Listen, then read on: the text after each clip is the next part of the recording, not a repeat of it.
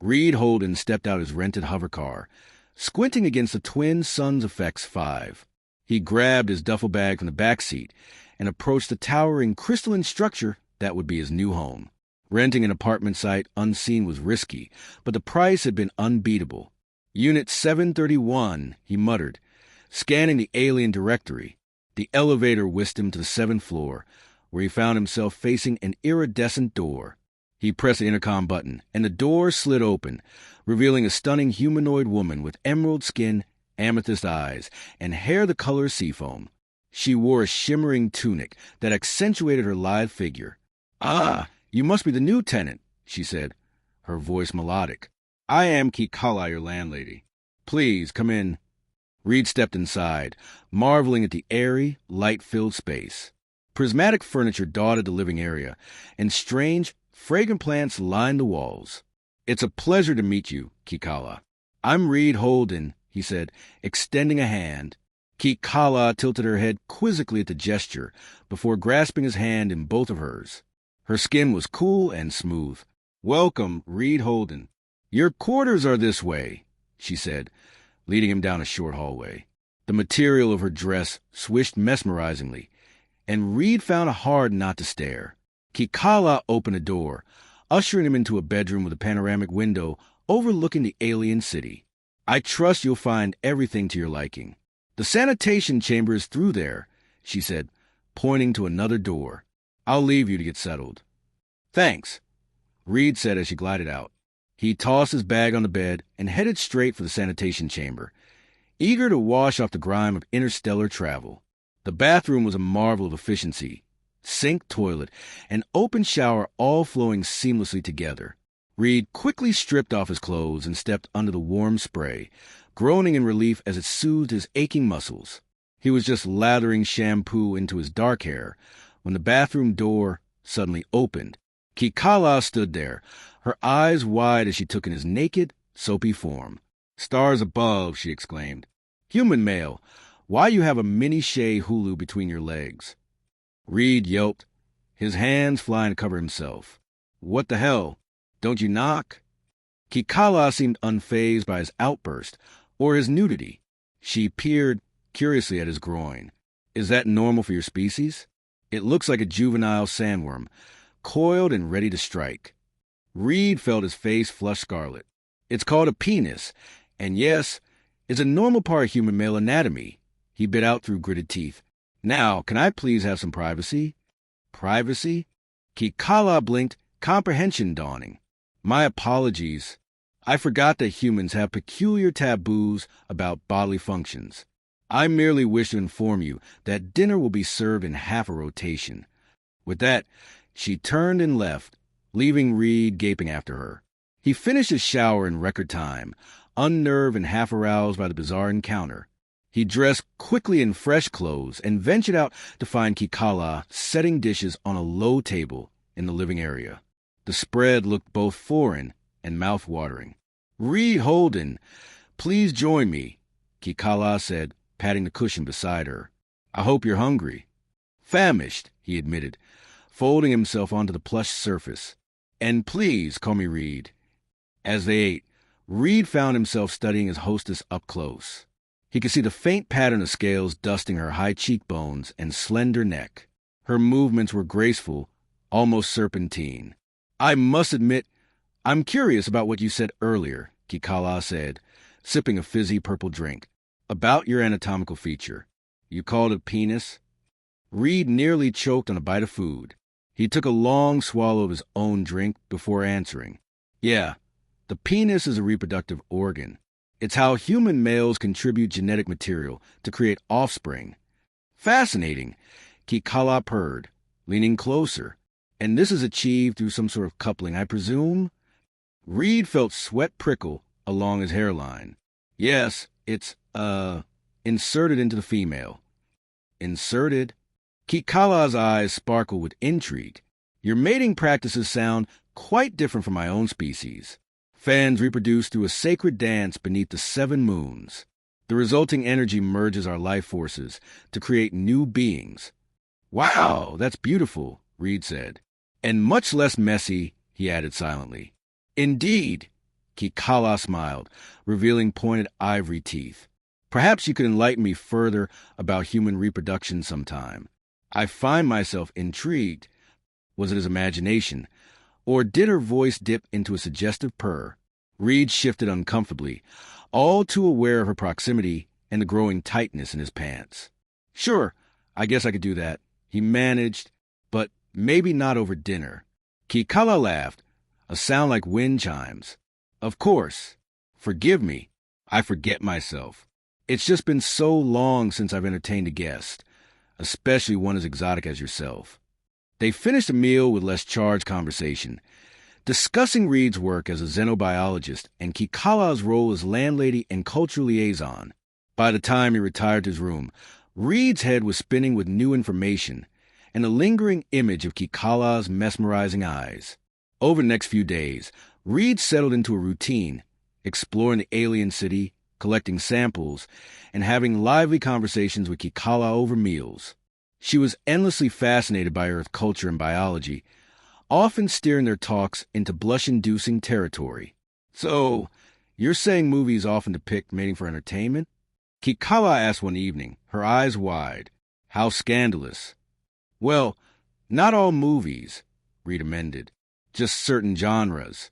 Most focus on things like action, comedy, or romance, without the explicit stuff. Romance. Kikala tilted her head. Is that not just a precursor to mating? Reed rubbed the back of his neck. It can lead there, sure, but romance is more about the emotional connection, the build-up, flirting, seduction, falling in love. Show me, Kikala breathed. Reed's heart stuttered. What? She leaned forward, a lock of seafoam hair falling across her face. This flirting, I wish to understand. Seduce me, Reed Holden. Heat flooded Reed's veins. He reached out slowly, tucking her hair behind a delicately pointed ear. Flirting is about teasing, building anticipation, he said, his knuckles brushing her jaw as he withdrew his hand. It's a dance, like your moon's ritual, a promise of what could be, if both partners are willing. Kikala's eyes smoldered, her lips parted. And are you willing, Reed? Reed swallowed hard. He'd be lying if he said he wasn't attracted to his alien landlady. She was beautiful, vivacious, and oozed sensuality from every pore. But he'd sworn an oath of celibacy before leaving Earth, determined not to complicate his mission with romantic entanglements. He started, but was interrupted by a sudden boom that shook the building. Alarms blared and an automated voice announced, Warning! Hull breach detected. Kikala leapt to her feet, the moment shattered. Raiders, she hissed. Quickly, Reed. We must get to the safe room. She grabbed his hand and yanked him toward a hidden door in the wall. They tumbled inside just as another explosion rocked the apartment. In the close confines of the panic room, Reed found himself pressed against Kikala, the soft curves of her body conforming to his hard planes. Looks like that conversation will have to wait, he said ruefully. Kikala's eyes glinted in the dim light. But it will be continued. Make no mistake about that, my intriguing human male. Despite the danger, Reed felt a thrill of anticipation zip through him. Kikala was a mystery he found himself desperate to unravel. Cultural differences and celibacy vows be damned. As more explosions sounded outside their sanctuary, Reed held Kikala close and wondered just what the hell he'd gotten himself into. In the cramped confines of the panic room, Reed became acutely aware of every place his body touched Kikala's. The silken brush of her hair against his cheek, the press of her live form against his chest, the way her quickened breath tickled his neck. Each sensation sent sparks skittering across his skin. Are you all right? He murmured, his lips close to her ear. Kikala tilted her head back to meet his gaze, her amethyst eyes luminous in the dim light. I am unharmed, thanks to your quick action. Reed's heart stuttered at the intimacy of their position. He knew he should step back, put some distance between them, but the adrenaline pumping through his veins made him reckless. Kikala sent a heady mix of exotic spices and something uniquely her, filled his nostrils and clouded his judgment. I'm glad, he said roughly. I wouldn't want anything to happen to you. Kikala's lips curved into a smile that was both tender and teasing. My hero, she purred, her fingers toyed with the collar of his shirt. However shall I repay you? Reed's breath hitched as her nails grazed the skin. Kikala, he warned, his voice low and strained. We can't. Can't what? She challenged, her eyes sparkling with mischief. Can't give in to this attraction simmering between us? Can't explore the fascinating differences and similarities of our species? Can't indulge our curiosity and desire? Reed groaned as she pressed herself more fully against him, her every curve molding to his hard planes. I made a vow, he gritted out, even as his hands flexed on her hips. No romantic entanglements during my mission. Kikala hummed thoughtfully, her fingers now tracing maddening patterns on his chest. Noble sentiment, but perhaps short-sighted. After all, what better way to truly understand an alien culture than to immerse yourself in it intimately? Reed's resolve crumbled under the onslaught of her words and touch. With a muttered curse, he cupped her face in his hands and brought his mouth down on hers. The kiss was electric, a clash of lips, teeth, and tongues that stole Reed's breath and ignited his blood. Kikala made a sound of approval deep in her throat, her fingers tangling in his hair as she angled her head to deepen the connection. Reed lost himself in the drugging slide of her mouth, the lush softness of her lips, the dance of her tongue against his. He'd kissed his fair share of women back on Earth, but nothing compared to the sheer intensity of kissing Kikala. It was like tasting lightning, like being consumed by a wildfire. Just as Reed was considering the logistics of hoisting Kikala up against the wall, a chime sounded, signaling the all-clear. They broke apart reluctantly, chests heaving and eyes glazed. To be continued, Kikala whispered, nipping at his bottom lip before stepping back and smoothing her hair. Reed took a shuddering breath, trying to regain his equilibrium. He adjusted his pants surreptitiously, grateful for the concealing drape of his shirt. They emerged from the panic room to find the apartment in disarray, furniture overturned and scorch marks marring the walls. Kikala surveyed the damage with a frown, her brow furrowed. This was no ordinary raid, she murmured. They were targeting something specific. What do you mean? Reed asked, moving to stand beside her. Kikala shook her head. I'm not certain, but I have my suspicions. Let me make some inquiries. She started to move away, but Reed caught her hand, tugging her back to him. Hey, about what happened in there? He began awkwardly. Kikala silenced him with a finger to his lips. Reed, I meant what I said. I want to explore this connection between us. But I understand if you need time to reconcile it with your mission and vows. Reed's heart swelled at her understanding. He pressed a kiss to her finger before gently grasping her wrist and lowering her hand. I want to explore it too, he admitted. But you're right. I need to wrap my head around it. And we should probably focus on figuring out what the hell just happened here. Kikala nodded, a small smile playing about her lips. Always a pragmatist. Very well. I'll start making calls. You should contact your superiors and let them know about the attack. The rest of the day passed in a blur of activity as they dealt with the aftermath of the raid. Reed reported the incident to his xenobiologist colleagues, who expressed concern and promised to send reinforcements. Meanwhile, Kikala remained tight-lipped about her own investigations, saying only that she was calling in some favors. By the time night fell, they were both exhausted.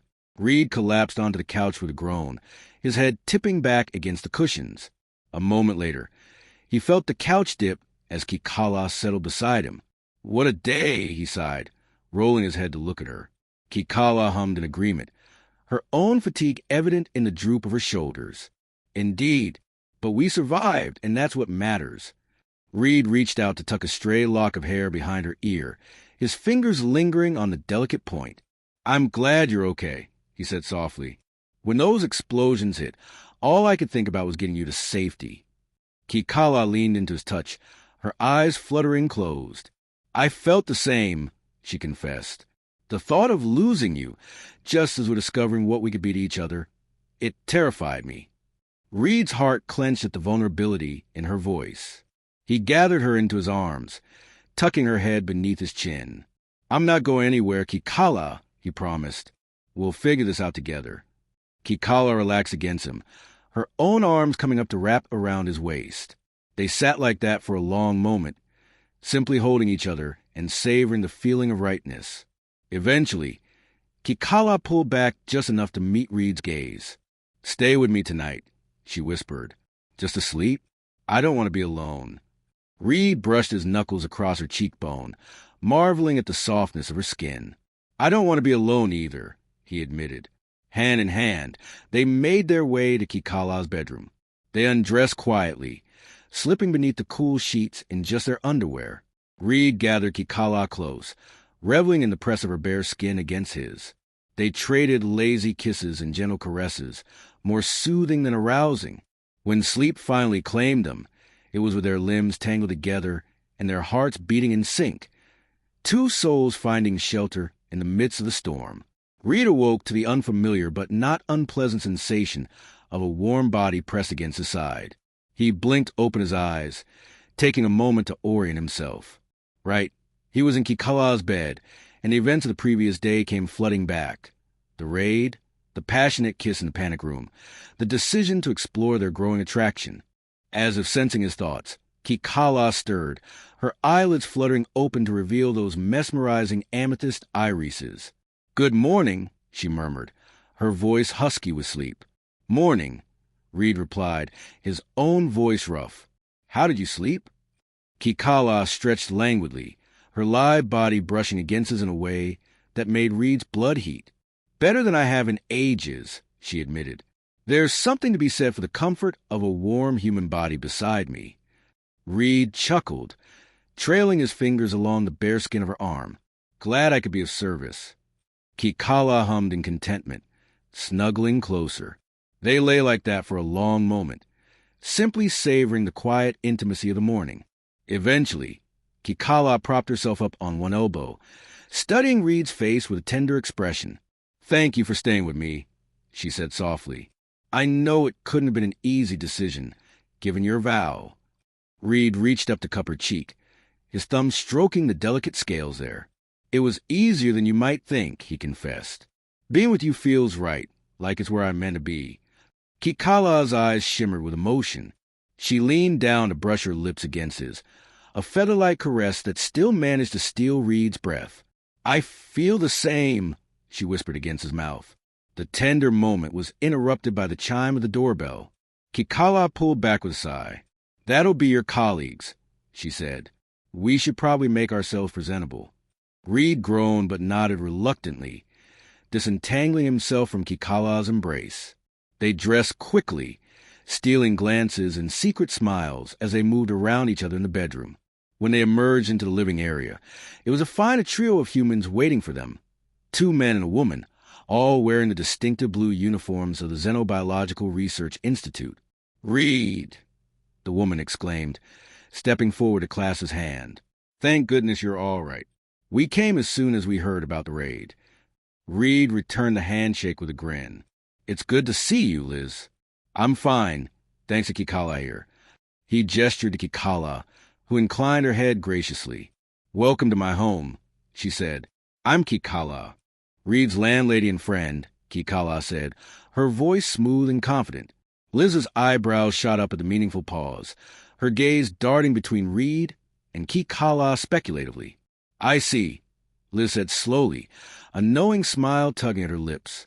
"Well, it's a pleasure to meet you, Kikala.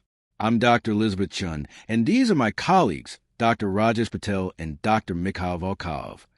The men nodded in greeting, their eyes alight with curiosity as they took in Kikala's alien features.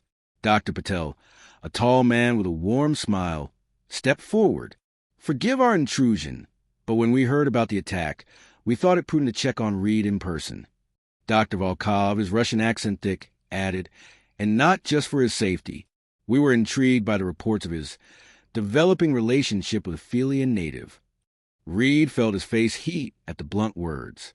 He glanced at Kikala, gauging her reaction, but she seemed more amused than offended. "Ah, I see my reputation precedes me," Kikala said, her tone light but with a hint of steel. "Yes, Reed and I have become quite close. It's been an enlightening experience for both of us." Dr. Chen's eyes gleamed with scientific interest. "Fascinating," she breathed. "An interspecies romance blooming amidst the chaos of a raid. The anthropological implications alone are staggering." Reed cleared his throat, feeling a bit like a specimen under a microscope. Yes, well, it's all very new, he said. We're still figuring things out. Dr. Patel waved a hand dismissively. Of course. But you must see the incredible opportunity this presents, Reed. A chance to study Philian culture and biology up close and personal. The insights you could gain would be invaluable to the Institute. Reed frowned, not entirely comfortable with the idea of using his relationship with Kikala as a research tool. But before he could voice his objections, Kikala spoke up. I understand your excitement, doctors, she said smoothly, and I'm not opposed to sharing my culture with you. But I would ask that you respect the privacy and sanctity of my relationship with Reed. We are not lab rats to be poked and prodded. Dr. Volkov had the grace to look abashed. Of course, our apologies, he said. We didn't mean to overstep. We're just thrilled at the prospect of learning more about your fascinating species. Kikala's smile was sharp. And I'm happy to teach you, but on my terms and in my own time. For now, I believe we have more pressing matters to discuss, like the motive behind the raid on my home. The doctors sobered at that, their scientific curiosity giving way to professional concern. Yes, of course, Dr. Chen said.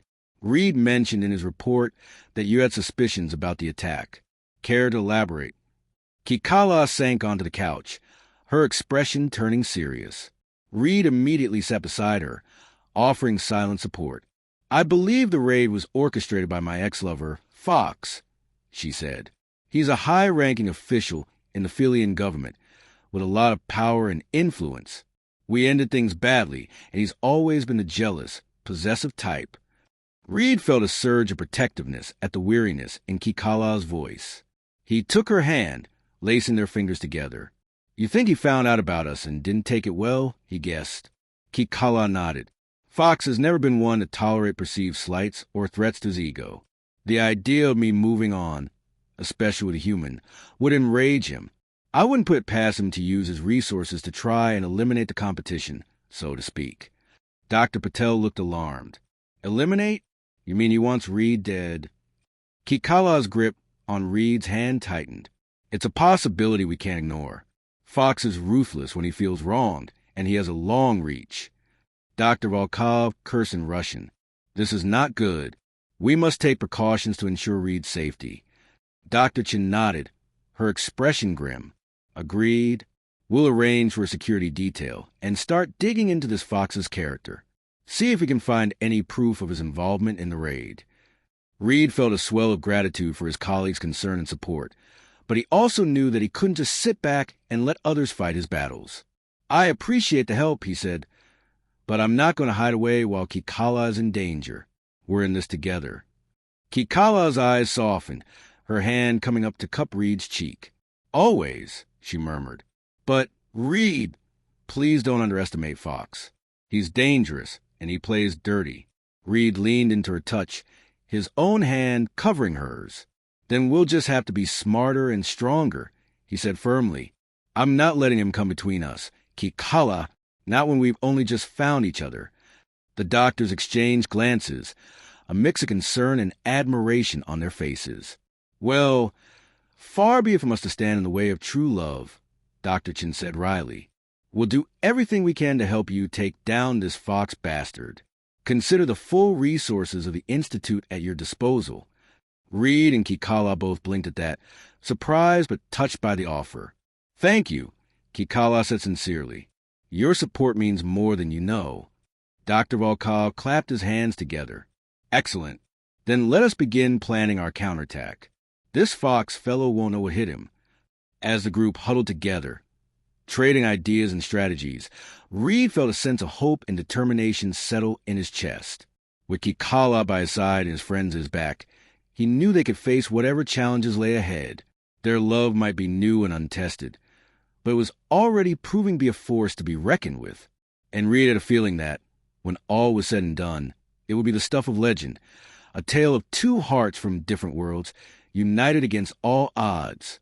He glanced at Kikala, catching her eye and sharing a small, secret smile. Whatever the future held, they would face it together. And that was enough for now. Over the next few days, Reed and Kikala fell into a comfortable routine. They spent their morning strategizing with the xenobiologist team, poring over data and reports in an effort to uncover proof of Fox's involvement in the raid. In the afternoons, they explored the city together, with Kikala playing tour guide and cultural interpreter. Reed found himself endlessly fascinated by the alien world around him, but even more so by the alien woman at his side. Kikala had a way of making even the most mundane aspects of Felian life seem exciting and new, her enthusiasm infectious. Of course, their cultural differences also led to the occasional misunderstanding or awkward moment, like the time Kikala took Reed to a traditional Felian bathhouse, neglecting to mention that clothing was optional. Kikala! Reed yelped, hastily averting his eyes from the sea of naked green bodies. A little warning would have been nice. Kikala tilted her head, puzzled by his reaction. What's wrong? Is nudity taboo in human culture? Reed felt his face heat, and not just from the steam rising from the baths. Not taboo exactly, but it's generally considered a private thing, not something you do in public. Kikala's eyes sparkled with mischief. Ah, I see. So the sight of naked bodies makes you uncomfortable, does it? Even after our intimate encounter in the shower? Reed sputtered, his blush deepening. That was different. We were alone and it was an accident. Sort of. Kikala laughed, the sound rich and warm. Oh, my prudish human. You're adorable when you're flustered. She leaned in close, her breath tickling his ear. But just so you know, I rather enjoyed the view, especially of your, what did you call it? Ah, yes, your mini Shai-Hulud. Reed groaned, torn between embarrassment and arousal at the husky note in her voice. You're never going to let me live that down, are you? Kikala grinned, unrepentant. Not a chance. It's far too amusing and intriguing. Her gaze turned heated, raking over him in a way that made Reed's blood sing. I must admit, I'm quite curious about the mechanics of it all. Perhaps you could give me a private demonstration sometime. Reed's mouth went dry at the blatant invitation, in her words. He swallowed hard, his voice coming out rough. I think that could be arranged. For purely educational purposes, of course. Kikala's smile turned wicked. Of course. I'm always eager to learn new things, especially about my favorite subject, human anatomy. The bathhouse incident was just the first of many playful exchanges between them, their banter taking on an increasingly flirtatious edge. Reed found himself looking forward to these moments, to the way Kikala's eyes would dance with humor and heat as she teased him about his strange human ways. But it wasn't all jokes and innuendos. There were also moments of genuine connection, of learning and sharing, like when Kikala took Reed to a Felian temple, explaining the intricate rituals and beliefs of her people. We believe that all life is connected, she said softly, running her fingers over the carved stone altar, that we are all part of a greater whole, bound together by the energy that flows through the universe. Reed watched her, transfixed by the reverence in her voice and the way the candlelight played over her features. That's beautiful, he murmured. It reminds me of some earth religions like Buddhism or Hinduism. Kikala turned to him, her eyes warm and curious. Tell me more about your beliefs, Reed. I want to understand what shapes your view of the world. And so Reed did, sharing stories of his own upbringing and the various faiths he had encountered in his travels. They talked for hours, lost in conversation, finding common ground and marveling at their differences. It was in moments like these that Reed felt himself falling deeper, his heart opening to Kikala in ways he had never expected. He knew it was more than just physical attraction, more than the thrill of the exotic and new. It was a true meeting of minds and souls, a connection that transcended species and culture. Of course, that didn't stop his body from reacting to her in decidedly human ways, especially when she insisted on accidentally walking in on him in the shower, her eyes gleaming with mischief and barely concealed desire. Oops, she would say, her gaze lingering on his naked form. I seem to have forgotten about that pesky human need for privacy again. My apologies. Reed would groan, half in frustration and half in amusement. You're doing this on purpose, aren't you? Trying to drive me crazy with glimpses of what I can't have. Kikala would feign innocence, even as her lips twitched with suppressed laughter. I have no idea what you're talking about. I'm simply trying to understand human customs, like why you insist on covering up such a magnificent specimen of masculinity." Reed would flush, his body responding to her bold appraisal. "Kikala," he would warn, his voice low and rough. "If you keep this up, I won't be held responsible for my actions." Her smile would turn sultry, her eyes darkening with promise. Is that a threat or a promise? And so their dance would continue, the tension building between them like a coiled spring, ready to snap at any moment.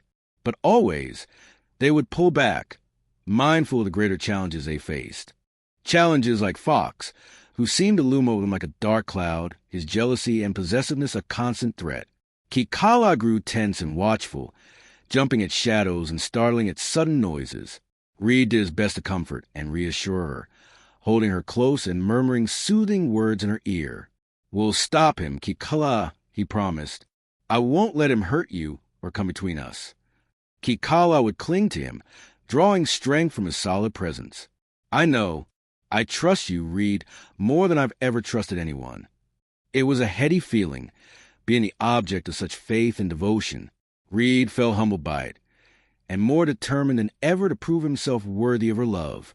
Because that's what it was. He realized with a sudden clarity that stole his breath. Love.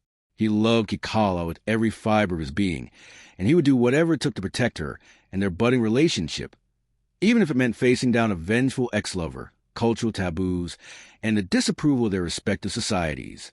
Because in the end, none of that mattered. All that mattered was the way Kikala made him feel, the way she filled his heart and soul with joy and purpose.